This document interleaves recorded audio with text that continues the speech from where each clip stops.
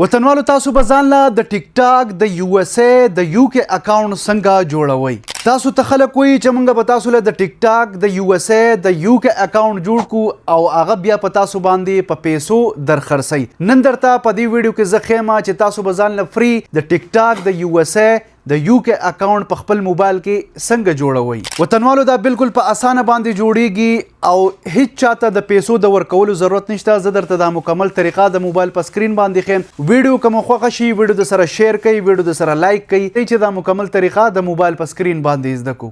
ښه وطنوالو دې لپاره به تاسو خپل ټیک ټاک کولاو کوي. خلاول به میک شور تاسو کوي چې تاسو خپل تاسو سره په ټیک ټاک کې کوم آی ډي لاګ ان نو هغه به تاسو لاګ اوټ کوي. کله چې تاسو لاګ اوټ کوي نو تاسو ته دا انټرفیس شو کیږي. په دې کې لاندې دا لیکلي دی اکاونټ لوکیټډ ان سعودي عربیا. تاسو به د دې سعودي عربیا نه دا په دې به کلیک کوي او دلته په کې تاسو یونایټډ سټیټ سلیکټ کوي.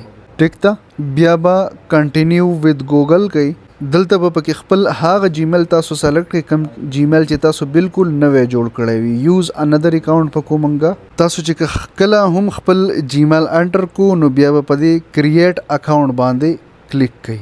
دینه پس په تاسو د دغه خپل نوی جیمیل چې کوم پاسورډ دی هغه به انټر کړئ. بیا به په دې نیکسټ باندې تاسو کلیک کړئ. دلته کې بیا تاسو په دې کنټینیو باندې دوباره کلیک کړئ. لک شانتي لوډینګ به دا تاسو ته دلته به پکې تاسو خپل ډیټا اف برث ور واچوي. خو دې خبرې د پکې خیال وکړئ چې د 18 سال نه تاسو بره ډیټا اف برث ور واچوي. دا څنګه چې لاندې وي نو بیا به مشکل وي. بیا تاسو په کنټینیو باندې کلیک کړئ. کنټینیو باندې چې کلیک کړئ نو دلته کې وي کریټ یور نیک نیم. نو دلته به پکې تاسو چې ټیک ټاک آی ډي له سن نوم یږدئ یا تاسو خپل نوم یږدئ یا ول سبل نوم یږدئ نو هغه به دلته کې انټر کړئ. د نوم د انټر کولو نه پس بیا تاسو په کنټینیو باندې کلیک کوئ. وس تاسو کته شي وطنوالو چې ټول مونږ ته د یو اس کنټنټ شو کیږي، ویډیوګانې شو کیږي، دا تاسو لیدای شئ. ټیک ته راشي وطنوالو چې په دې اکاونټ کې درته اوس کریټر ریوارډ پروګرام وخیمه. نو دې کې به تاسو خپل د ټیک ټاک سټوډیو ته راشي. بیا بل لاندې سکرول کوي.